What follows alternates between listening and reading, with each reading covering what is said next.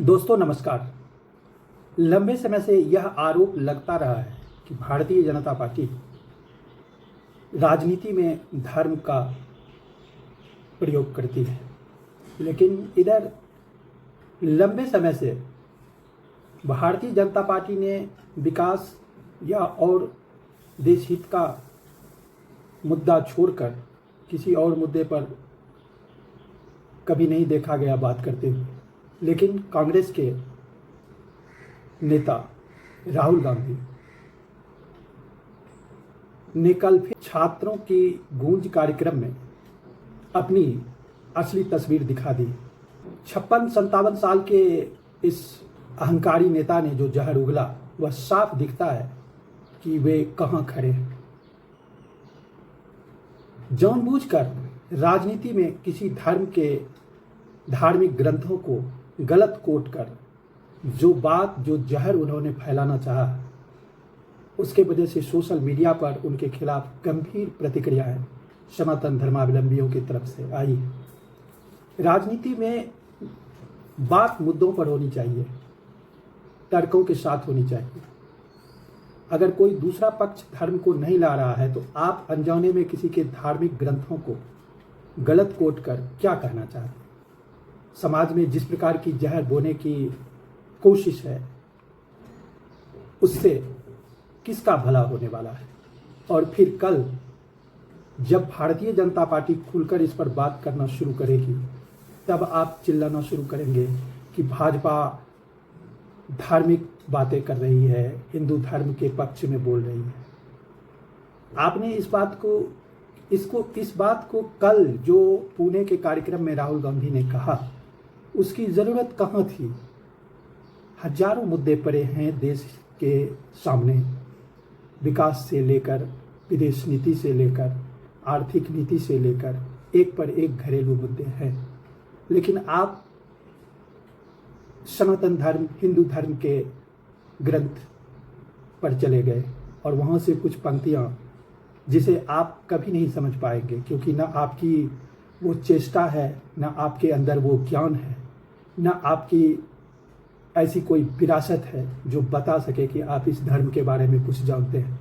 फिर भी आपने किसी के सिखाने पर, किसी ट्यूटर के कहने पे आप कोट करते हैं। जब आप दार्शनिक हैं नहीं, आध्यात्मिक हैं नहीं, तो फिर किस अधिकार से आप उस पर बोलने का साहस करते हैं जिसके बारे में आपकी कोई समझ नहीं है?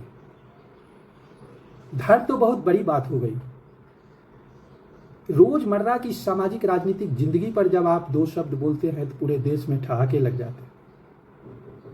संसद में आपके लगभग 2 दशकों के संसदीय जीवन पर कोई ऐसी संसद की ख्यान भाषण कुछ भी ऐसा नहीं है जिसे सुनकर आपके विरोधी से लेकर समर्थक तक यह कहे कि आपने कोई अच्छी बात बोली जिसे कोट किया जा सके।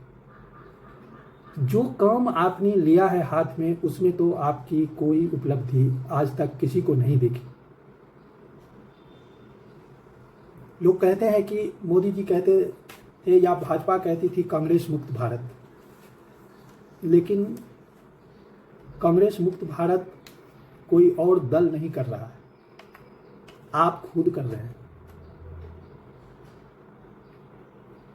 क्या इस प्रकार की भाषा, इस प्रकार की बात और इस प्रकार का अनावश्यक किसी धार्मिक ग्रंथों पर प्रहार कर क्या आप भारतीय जनता पार्टी का मदद नहीं कर रहे हैं? अगर उस दल को भी विपक्ष के रूप में बार बार आप ही सूट करते हैं तो इसके पीछे यही कारण है, क्योंकि आप गाहे वगाहे उनके बहुमत को, वोट को एकत्र कर देते हैं। उनसे लोगों के अंदर शिकायत आप होने ही नहीं देते, क्योंकि आप ऐसे जगह प्रहार करते हैं जिससे हर हिंदुओं को चोट पहुंचती है, समाज के हर व्यक्ति को दुख होता है। क्योंकि जिस ग्रंथ का, जिस चीज का आपको अध्ययन नहीं है आप वहां बात बोलते हैं। अब आते हैं मुद्दे पर। कल पुणे में मनुस्मृति का एक हिस्सा चुनकर आपने पढ़ा और कहा ये शर्मनाक है, और पूरे ग्रंथ को महिलाओं के खिलाफ साबित करने की कोशिश की। लेकिन वही मनुस्मृति जिसे समझने की आपके अंदर कोई ताकत नहीं है, वही मनुस्मृति साफ कहती है, यत्र नार्यस्तु पूज्यन्ते रमन्ते तत्र देवता, यत्र तास्तु न पूज्यन्ते सर्वास्तत्र फलाह क्रिया। अर्थ साफ है कि जहां नारियों का पूजन सम्मान होता है वहां देवता प्रसन्न होते हैं, जहां नारियों का सम्मान नहीं होता वहां सारे कर्म, सारे यज्ञ, सारी क्रियाएं व्यर्थ हो जाती है। यह श्लोक मनुस्मृति का ही है। राहुल गांधी ने जानबूझकर इस श्लोक को छिपाया। एक तरफ महिला कभी स्वतंत्र न हो उसका डिस्टॉर्टेड, उसका गलत व्याख्या किया, और जहां नारी पूजित होती है वहां देवता बसते हैं, इस श्लोक को नजरअंदाज किया। नजरअंदाज क्या, उन्हें पता भी नहीं होगा कि यह श्लोक भी उस ग्रंथ का है और मूल उद्देश्य क्या है, मूल विषय वस्तु क्या है, नारी के प्रति समग्र दृष्टिकोण क्या है। इस सनातन धर्म में वैदिक काल में ही नारियों के लिए ये वैदिक काल ही स्वर्ण युग माना जाता है, क्योंकि वो उतनी सारी सुविधाएं, उतने सारे अधिकार तब के समय में ही मिले हुए। लेकिन इसकी समझ विकसित करने के लिए आपको पढ़ना पड़ेगा, और पढ़ने की क्षमता आप में नहीं है। यह चयनात्मक उदाहरण जहर फैलाने की कोशिश है। सनातन धर्म ग्रंथों को सिर्फ नकारात्मक तरीके से पेश करके हिंदू समाज को महिला विरोधी साबित करने का एक असफल प्रयास है। सनातन परंपरा में नारी को शक्ति, सरस्वती और दुर्गा के रूप में पूजा जाता है। मनुस्मृति में सम्मान का यह स्पष्ट संदेश मौजूद है, लेकिन राहुल गांधी को सिर्फ वो हिस्सा दिखता है या दिखाया गया जिससे वो राजनीतिक लाभ उठा सके। अगर सच में महिलाओं की स्वतंत्रता और सम्मान की बात करनी है तो पूरे संदर्भ को देखो, पूरे कंटेक्स्ट को रखो।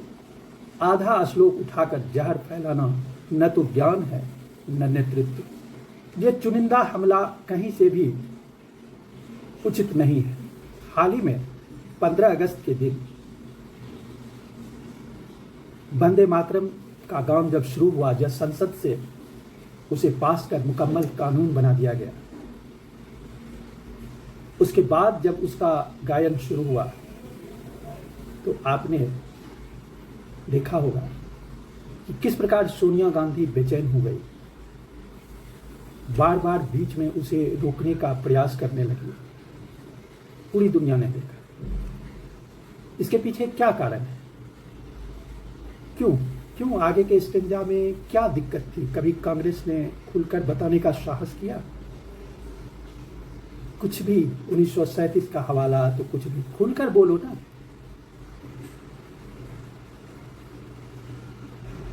इधर शर्मिला टैगोर का एक बयान आया था जिसमें उन्होंने खुल के कहा, कांग्रेस भी खुल के बोले।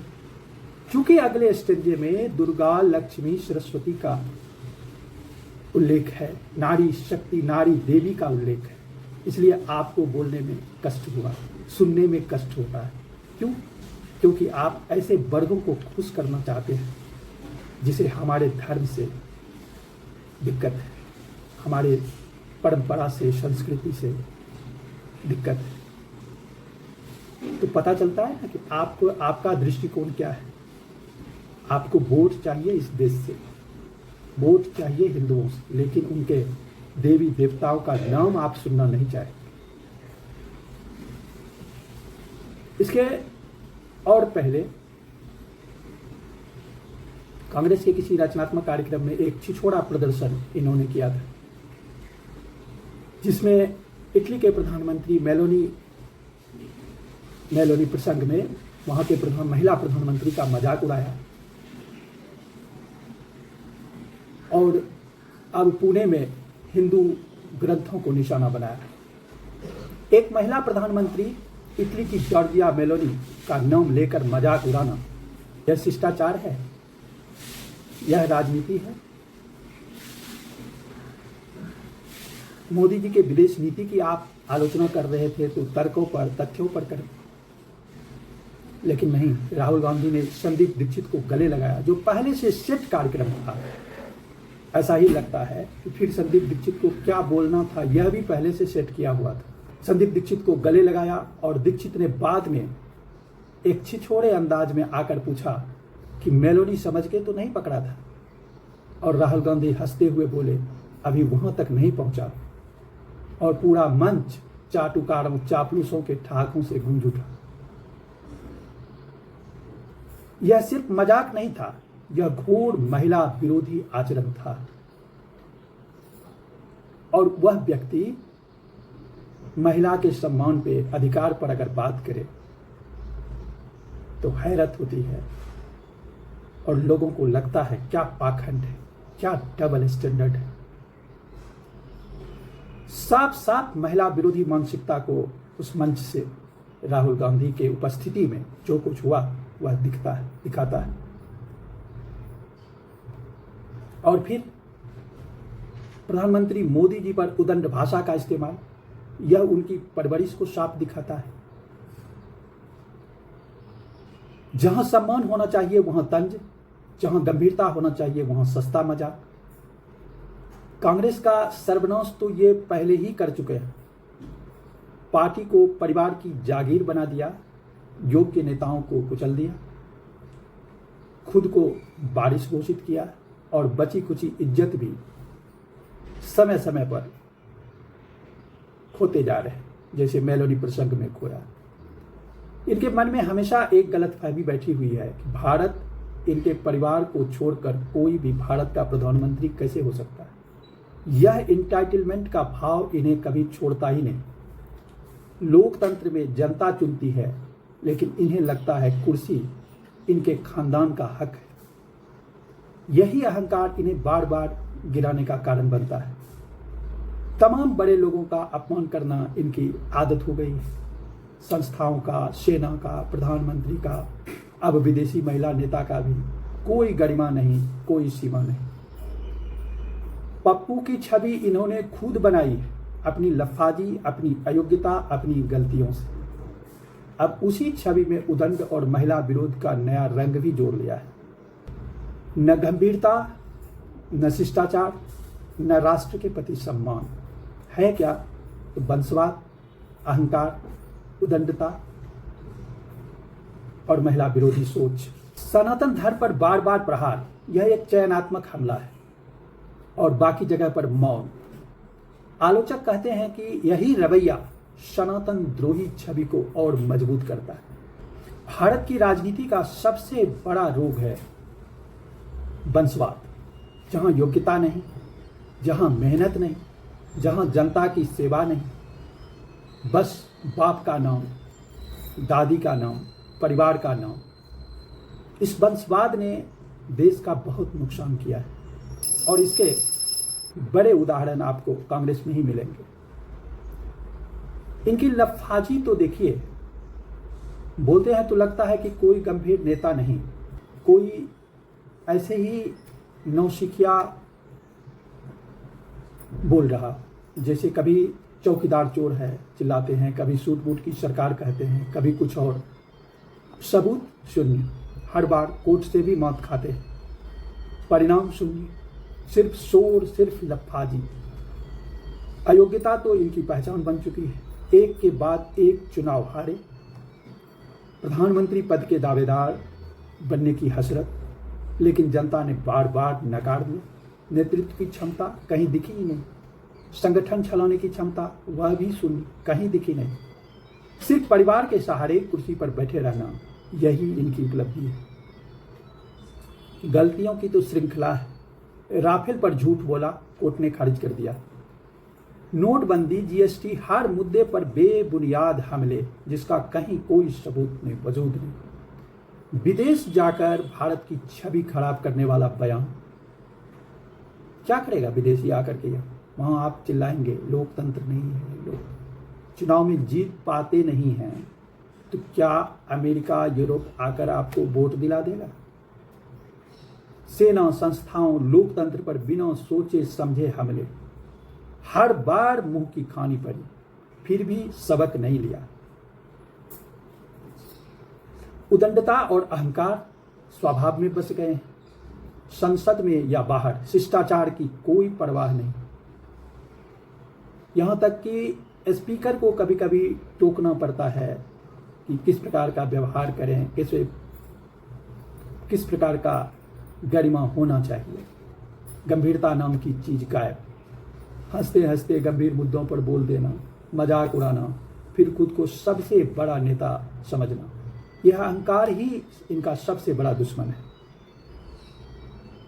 और राष्ट्रवाद इससे कोसों दूर। जब देश की बात आती है तो इन्हें भारत नहीं, भारत जोड़ो या कोई और नारा याद आता है।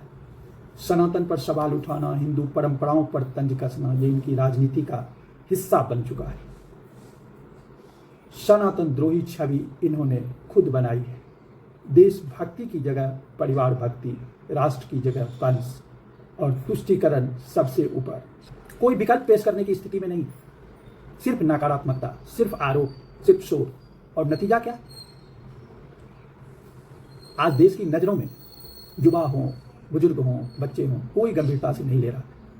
सबको लग रहा है कि इनसे सब कुछ हो सकता है, राजनीति नहीं हो सकती। देश चलाना तो बहुत दूर की बात है। अब समय आ चुका है, इस वंशवाद को जनता पसंद नहीं कर रही है। देश को नेता चाहिए, बारिश नहीं। योग्य चाहिए, उदंड नहीं। राष्ट्रवादी चाहिए, सनातन द्रोही नहीं। Thank you.